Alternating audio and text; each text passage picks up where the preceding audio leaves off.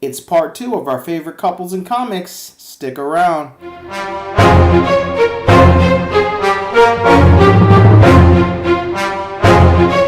What's up, Universe, and welcome back to the web's first must-see comic and nerd culture show. Welcome to Comic Universe, guys.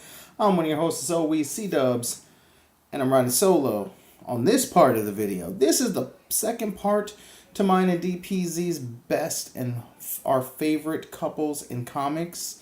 The video, again, guys, just ran so long I had to chop it up and improvise, if you will, into 2 parts, because I do not think you guys would have sat through over an hour of that video, guys. So, do apologize. We just had such a good time in making the video and just chit-chatting, because it had been a while since we had gotten back together and hung out. So, again, I do apologize for the length of that video and the length of this video, but the best we could do is chop it into 2 parts. And, guys, without further ado, let's jump back into the list. But moving on is we're going to kind of step out of the realm of DC and Marvel for the moment, and we're going to go into the Big Bad Wolf and Snow White. Now, from Vertigo's Fables. This is a couple that opposites truly attract, and they fought it tooth and nail for the longest time to where they finally gave in to each other. And they go together. And even in the Telltale game, you could see from the get-go how well they fit together. And you wanted it to happen and all of the above. They're just a sweet couple once you see them together and their chemistry together. Yeah. It's kind of like almost like a Josh Whedon relationship. I can see that. Yeah, for sure. Definitely. Like one of those you'd see in like Buffy or something. Like yeah. Those, like... That's the perfect example. Really. It's like Buffy and Angel. It's like a tainted love or a forbidden love, but you know that you probably shouldn't, and you know that it may not end well in the end, but you can't stay away from animals attract.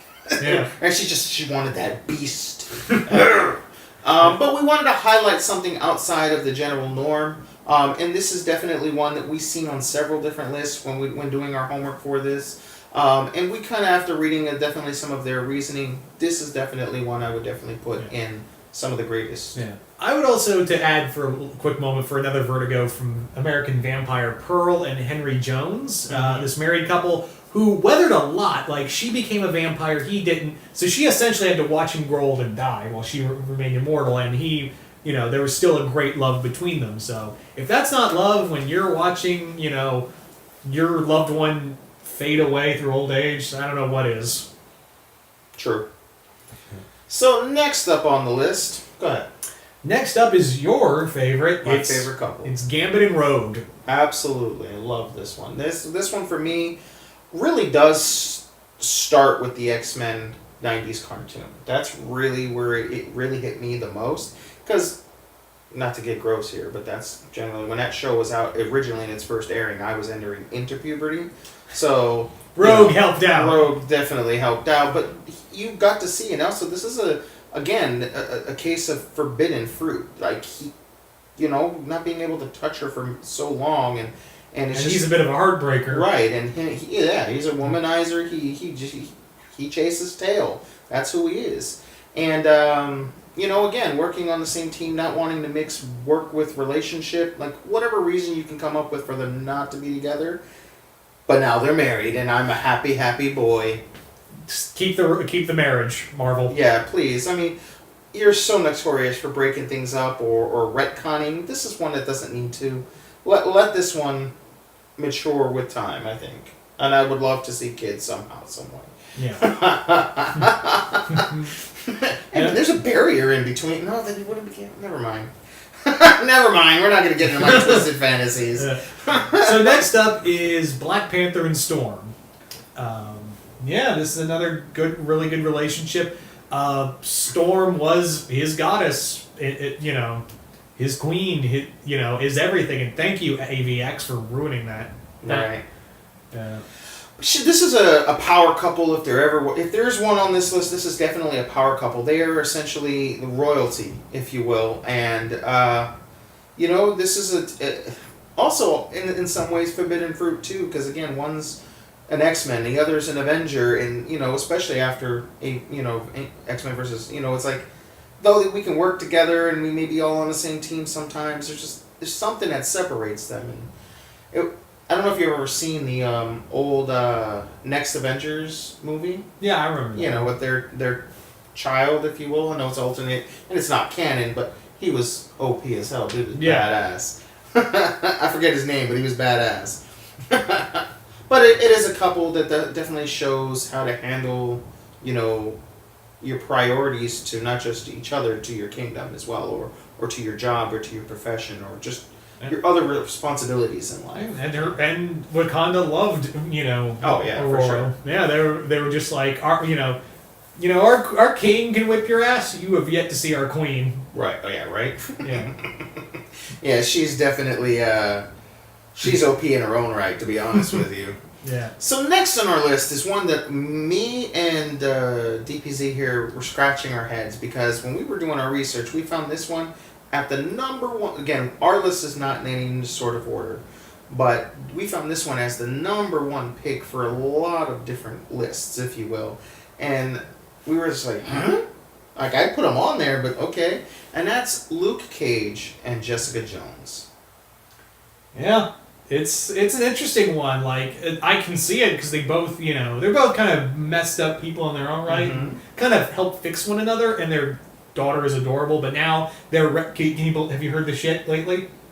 They're retconning it to have it that it's Kilgrave's kid. Well, in some ways that could be very interesting, because obviously Luke loves her. And that might make him that much better of a man if he can love another man's child, especially in that particular situation. So as much as part of me wants to go, Marvel, what the are you doing? It could make for some genuinely really good storytelling. And if on the back end, again, he accepts her, as in my opinion, I think I could see why some people are making this number one. Maybe that's why it's on here. Yeah. I don't know, but I didn't know that, but that's... Yeah. Because I've thought about that many times. Obviously, I'm married and I don't have children yet, but I've always thought about, could I love somebody else's child? Because, you know, I did have a stepdad, and I always wondered how it was to love another man's child, you know? So, I don't know. All right, I'm done ranting on that one. All right. So next one we It's have... a classic. Next one's a classic. It's Alla and Dinah. Ollie and Dinah. Oh, boy. Green Arrow, Black Canary. Spoiler alert. Or it's not spoiler alert, I guess. Let the pitchforks and the torches come out. I myself, I'm an Arrowverse fan in terms of Felicity, but this is the way it should be. I have the pop figure. She's my favorite character in the Arrowverse. I know I'm the only person on the planet that still likes her. I know. I should say my wife likes her too, but out of all the Arrowverse, she's my favorite character. I don't know why, and I know I shouldn't, but this is the way it should be. Green Arrow and Black Canary. Absolutely. I agree. I know. I disgust you. I disappoint you. I'm sorry. I'm so sorry. I know, Universe. Let the rage comment. But if you're a fan of Felicity, let me know in the comments below. We can talk about it together. I know I'm the only one, though. No, but this is a couple that, again, classics, stood the test of time. I would say top 5, my personal opinion. They're good for each other. They balance each other out. She could whip his ass any day of the week, and he knows it, and he accepts it. Yeah. It's the one... Ollie's a bit of a womanizer in the comics. That too, And yes. when I say bit, I mean a lot. But he always comes back to Dinah, no matter what. Mm-hmm. No matter what happens and what shit he pulls, she forgives him. She because she knows he's a mental train wreck. So that's love right there. If you can keep, she doesn't try to Change him. Well, again, she lets him change himself. That's the thing. Right, yeah. I mean, but also on the flip side, I think there's an attraction to her from his point of view, and I can actually see myself and my wife together, because one of the things that attracted me to my wife was not again, I'm a very analytical person. Things have to make sense, and my wife doesn't make sense to me. So, with the opposites attract, and I think that's the thing. This is the one woman that didn't bow down to him and just because he was a billionaire. And just didn't give in to everything he wanted. And she, again, could totally take him in any scenario of a fight. She's just that much better than him. And she just stands out as that one, you know? There's actually, I was reading one Green Arrow comic, and it was pre-52, of them having, after afterglow sex, like just in the afterglow of sex, and basically they're having just the worst dirty talk ever. Like, hey, I just shot my bow in your Sherwood Forest. And she was right along, was like, yeah, you were shooting blanks. That's what I mean. She just one-ups him. She's like, your stupidness doesn't get away with it here. And I think that's what attracts him the most, to be honest with you. Yeah. Okay, so now we're on to the cream of the crop, guys. We're getting down, again, this is no order, but this one we were talking about or hinting towards a little earlier, where they might seem, and I think this is what you were talking about, where they might shove it in your face. Yeah. This one, their relationship sometimes can be kind of, hey, hello, hi, well, I would look say what we're doing. not even that. Like, even like this was like the original, you know. Yeah. But this wasn't in your face. It's another thing. It's Midnighter and Apollo. Right. From, of course, Wildstorm. Midnighter and Apollo was another relationship, much like Hulkling and Wiccan, where it's not shoved in your face. Even if you like, see, I think they're a little bit initially because of how shocking it was, because of the type of characters they are. Yeah, they're obviously now they're not. Yeah, they're obviously analogs for Superman and Batman. Right, that's what I mean. Like the first, it was in your face when it first happened. Now I don't think they're like that. But well, even back then, when Warren Ellis wrote them, the one thing that made you go, "Oh, they're a couple," was that one of the first scenes you see them is they're both kind of sleeping together naked. I mean, you don't see anything, but like it's there. I know, but it wasn't in your face. It was more like, "Oh, so they are a couple." Okay. Okay, I guess maybe it was just more shocking and jarring. It was more shock. It was more shock, but it's actually like, again, it's a couple that has stood the test of time. They keep finding each other throughout the multiverse. Right. And there's general love. They even raised the living spirit of the 21st century. Like, that's a thing. They literally raised God. I'm not joking. That's what they did. They literally, God had gay parents in the comics. Yeah. And I'm with you on that. That this is a couple that did stand the test of time. They show that you can have, you know, what's the word I'm looking for? It may not come out right, but I hope you guys know what I'm talking about. Just two. And I'm not meaning it in a sexual way, but just two dominant personalities, two dominant people in a relationship. They're both like A-type characters. There's not like an A or a B. There's no opposites attract. They're both broad, powerful. You know, they you know, and they still find each other and they make it work. And that's what's kind of cool about them, in my opinion. Yeah, totally. And there's actually, like, just before we move on, there's one thing that always sticks out to me. It was in the Midnighter comics where Midnighter comes back from a mission. He basically says, I just spent 3 weeks killing multiple versions of Hitler throughout the multiverse. I'm going to go home, have a shower, and then have hardcore sex with my husband. And I was like, I don't know how to take that, because that's just like, there's so much in that sentence to unpack, but it's... And you know what? Part of me wishes that he had told Hitler that before he killed him, because you know he wouldn't have liked it. Yeah. For all we know, he did. Right. He probably told several Hitlers before killing them. Right, exactly. Yeah. So next up, I could definitely see as a lot of people's number one. Yeah. This one is one of the oldest in comics. And still going. Yes. And we are talking Invisible Woman, Sue Storm, and Reed Richards, Mr. Fantastic. Yeah. Like, when you think of mom and dad in comics, like this is why they are, when we say they're a family, they're the mom and the dad of that family. You know, and even before they had kids, you know, and now obviously they have kids, and I want to thank Marvel for never retconning that one, because they came close a few times. I know, but I feel like someone went no. Yeah, exactly. And even during her frisky '90s costume, which I absolutely loved as a teenager, I'm sure it's ridiculous now. Look it up. Oh no, I'd be okay for it. But I'm a pig, it's okay. No, my 13-year-old self was quite happy with that suit, but no, I understand. But this is they understand each other, they're both brilliant, they don't get in each other's way very often. And if you can have the tolerance to deal with Reed Richards... That was my next thing. Be alone married to him for that long? Right, yeah. Because Reed is no... No, I mean, he's a head case in his own right, and to imagine what it's like. Granted, he's technically not the smartest person in Marvel Universe anymore, but dealing with the smartest person on the planet, how rough that relationship would have to be, and what you have to bring to the table to compete to that. Yeah. Imagine how difficult that would be. And to have the patience, you know. Right, exactly. But I'm sure they have some pretty awesome sex games. Like, find it. Like Reach for it. Like it just stretches across the room. And she turns invisible, so he has to search for it. Alright, we're gonna go past that. It's like, hey Reed, what's up? Oh man, why's your pants down? Wrong hole! Be like, Reed, why are your pants down? Sue, decloak, god damn. I can see it through your mouth. Oh gosh, it's so weird. Okay. You know someone's written fan fiction like that before. You know. Anyway. So all this talk about standing the test of time. Now we're about to talk about some people who literally have found each other time and time and time and time again. And that's Hawkman and Hawkgirl. Yep. If you want to talk about the most endearing relationship, look no further than Carter and Shira. Yes, and death doesn't even separate them.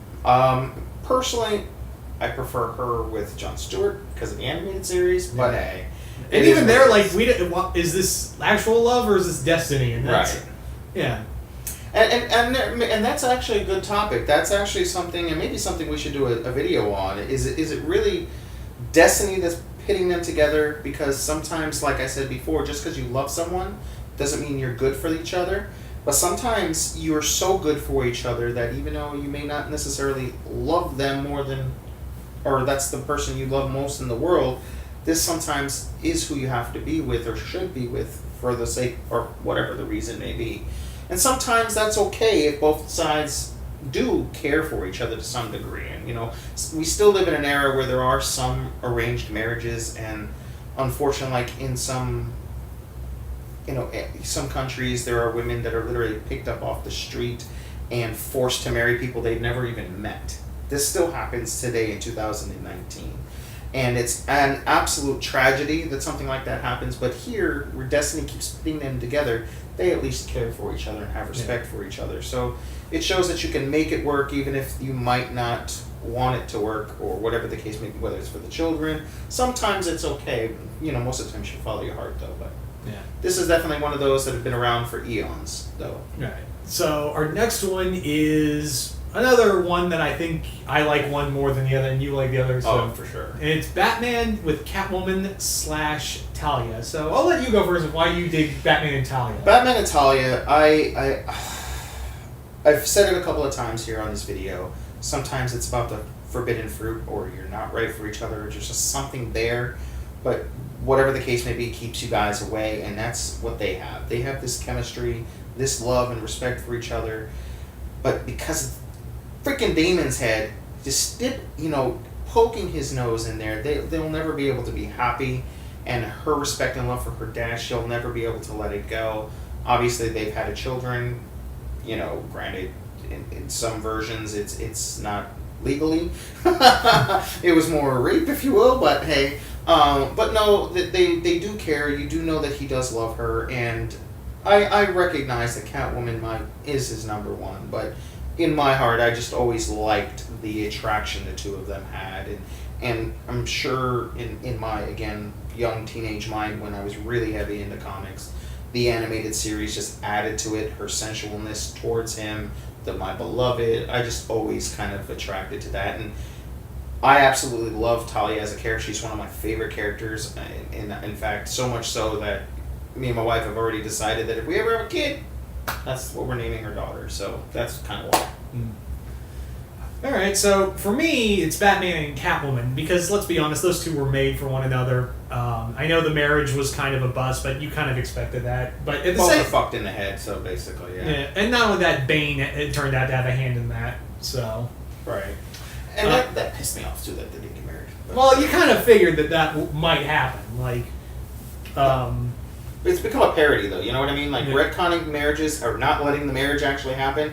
If you're a wrestling fan, it's like people getting married in the ring. You just know that it's not going to work out. You know something's going to happen. It's not really going to. It's a parody of itself, and I think we should change it in comics. Yeah, hopefully that's the case with Thing and Alicia and the other marriages we've mentioned here and there.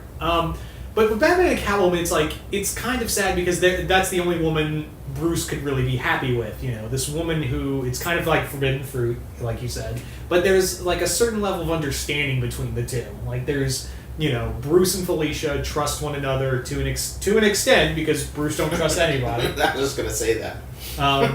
But like, who's like the one woman who is always going to have his back no matter what, and even she said this, and she said, I don't know why, I just can't help myself to be around Bruce.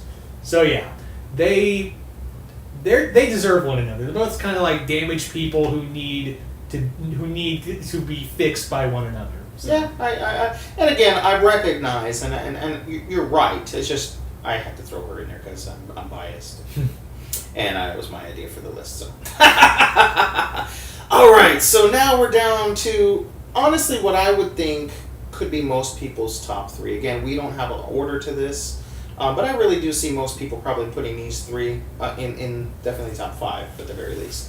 So next up. One of which I know you definitely dig, and the other one I actually don't dig, but I recognize that everybody else does. And that's Dick Grayson and Barbara Batgirl, if you will, and or Starfire. And I'm going to let you take away because you at least care for one of these relationships. Yeah. Now, Barbara and Dick, let's just get out of this way. It's not good because they are so bad for one another. Yeah, I agree, but most people love them. And real quick, they are cute in Young Justice now. But other than that, moving on. Okay. Dick and Barbara as a relationship, it's so freaking damaging to one another if you've like read like some of the later comics with Nightwing. But Dick Grayson and Starfire, there's like a general love between the two. Like there is like Dick has said multiple times, if there was one woman in the world, like one woman in the universe for me that can put up with my shit, it's Corey. Starfire's real name. I know. Yeah. Just like no, everyone forgets that Starfire's not her real name because of the cartoon.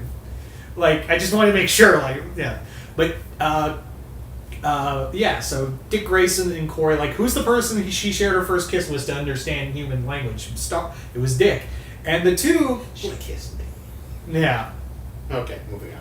She sucked it too. Anyway. Oh. And yeah, it's a relationship that they both trust one another. They both like Starfire has never thought of anyone else but, Dick. So she's thought of no one else but him. Right. And they're a very sexualized race. Yeah. Yeah, so that speaks volumes. Yeah, so they're, that's the whole thing with the Tamaranians. But they, those two always seem to find one another no matter what. And even DC seems to ship them more than Barbara. True. Like, how many times have we seen, like, in animated shows or movies? In animation, they've kind of expanded from the comics as well. Yeah. And I don't remember what issue it was, or if it was in either Teen Titans or in a Nightwing comic, but I remember there was a scene where Barbara comes to his house and she knocks on the door, and Starfire, and of course in the comics she's more Amazonian, she's a bigger woman, taller if you will. She opens the door and she's naked, and Barb's like, "Oh, so you're the other woman." And she's like, "Well," and you can just see it in the drawing of her face, the expression on her face, and she's just like, "Well, I can't compete to that." There's no way. Like, Barbara already knows she lost the game. Yeah, exactly. And and I just want to take one step back. That I know that if Jay was here with us, Jay would definitely, because he's already done the Ship It video for Batman and Zatanna, and there's a little love in my book for that relationship too, especially because of the Batman the Animated Series, and also Batman and Wonder Woman. I think is another one that's possible, but. Moving forward again, back to Dick and Starfire. I agree with you though. If I had to pick someone for Dick, it would be Starfire. But I never really looked at him as a relationship kind of guy. Well, the thing is that he's DC's man whore. He's the DC gigolo. Yeah, I know, but so is like Green Arrow, Rogue, or Gambit. Like they're gigolos too. But I see them. But DC, but Nightwing is the real man whore. Yeah, I agree. It's just maybe that's why I don't see any one woman holding him down. But that's the thing is that if it took an alien to do it. Yeah. But yeah, if there's one woman in the universe, even he said, if there's one woman who could, I could see myself, settling down with. And we've seen like multiple universes and timelines of them getting together more than him and Barbara. Right. It's kind of like what Linkara said. He's like, oh, those two crazy kids. I hope they can fix it one day. What about Dick Grayson and Barbara Gordon? What about Barbara Gordon? Exactly. So we're down to the last two on our list. And again, this is no particular order, but I would have to say this is definitely would be 1 and 2. Flip or flop, any way you look at it, on almost everyone's list, if you will. And the next one is going to be Spider-Man and MJ / Spider-Man and Gwen. Now, I think for both of us, we're MJ kind of guys. Cause no disrespect to Gwen. Right, no, of course. She's dead. No disrespect to dead. Only in a 616, come on. No, but, let's just face it, he hit the jackpot. It was said best when he first laid eyes on her.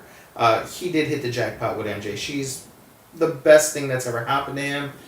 The way they're... One More Day, unfortunately, ruined a lot of that for us, but they're finally getting back together. Right. Hopefully, don't screw me, Spencer. Right, exactly.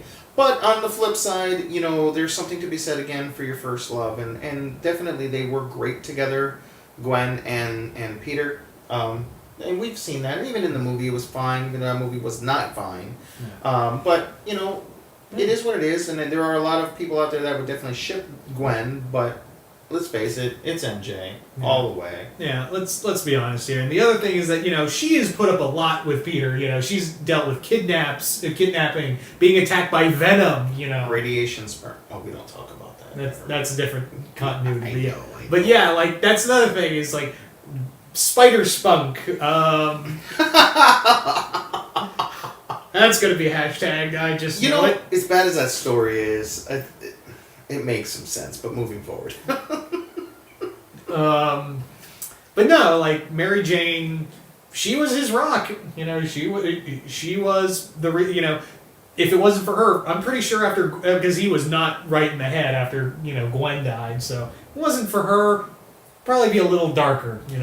And I'll give a small shout out to all the Black Cat shippers out there.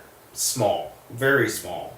Yeah. Surprisingly, it's not as big as Batman and Catwoman. You ever notice that? Like, no one really ships Spider-Man and Black Cat. It's just kind of like, oh, they're fun. It's fun to watch. But that's because MJ, because she's great. We don't. It's not like it's like like people argue over who's better for Batman's Catwoman and Talia, because they're both like in their own right. So you get it's same with Starfire and Barbara.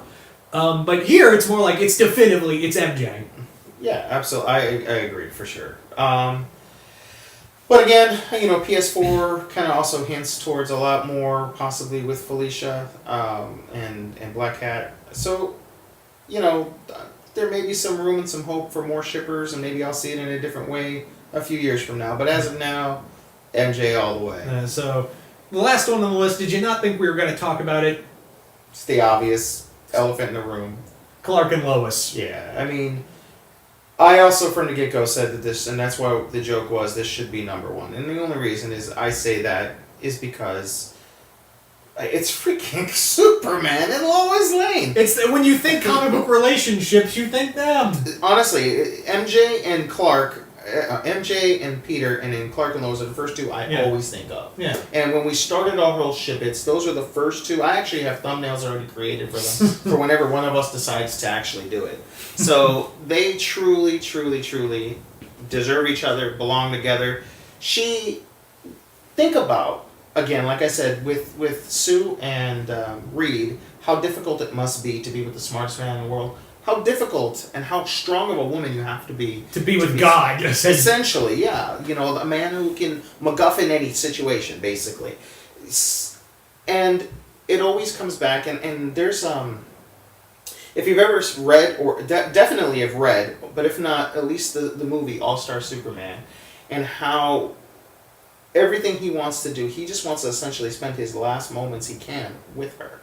And that's one of my favorite parts about that whole issue, or that whole comic, that whole movie, is this how much he loved her. And I really am grateful with DC Rebirth to have given us back the Superman we all know and love, along with Lois. And she was always such a career woman, almost her entire comic run, so focused on career. And yes, she's back to doing her career now and things like that. But when they came back, you saw that she did and is willing to still, if she had to, give up a part of herself to be with him. You know, and it speaks volumes. Like you said before, change, you know, you never want to force change on anyone, but sometimes if you're willing to change for someone, that's the key to happiness. Yeah. And I've never, like, as much as I like the Injustice games, I never like the story of, like, oh, well, Superman goes nuts if Lois dies. I'm like, yeah, but if, you know, reality is that even if she did die, he wouldn't, you know, he wouldn't be like that, you know. Even, like, she's even said, don't, you know, the world needs you more than I do. Right, yeah, for sure. I mean, and, you know, Injustice is fantastic story. It's a great game. It's a great game. It is good. But you're right. I mean, and again, thank God this is just one universe that this has happened in, and not something that would be canon in the Prime universe. Because our real Superman, we know he would know that he would not want to tarnish her memory. Yeah. You know, the first time Batman said, "Hey, what would Lois think?" Superman would have been like, "You're right." Yeah. And no longer do we have Injustice. Yeah. But thank God that's continued because that is even awesome. like in Superman, like when Manchester Black made Superman think he killed Lois, and Superman came close to, he's like, no, that's what you want, and that's not what Lois would want. But right. Exactly. Oh. And again, they deserve to have a huge spotlight on them. Again, we're not saying they're the number one, even though I am. No, we're not saying they're the number one for real. It's just they deserve to have a spotlight for being like, when they got married, you know, even on primetime when it was The Adventures of Lois and Clark, it was like a huge. I remember it on TV. You called into work, you had to go see them to get hitched, and it wasn't even obviously the comic book version. So yeah. This is definitely a relationship that deserves respect and love from all of us here in the universe. Yeah. So. Alright guys, I know this video has been going on forever. If not, you're seeing it in 2 parts. But shout out to all those relationships, and to any relationship that you guys like that we did not put on this list. Does not make their relationship not as important as these are. These are just some of the main ones that came to our mind, some of the main ones that we saw when we did some research. And some of them that deserve to be on this list just for whatever reason, whether it be for their impact on social justice or, you know, just how we are in today's pop culture.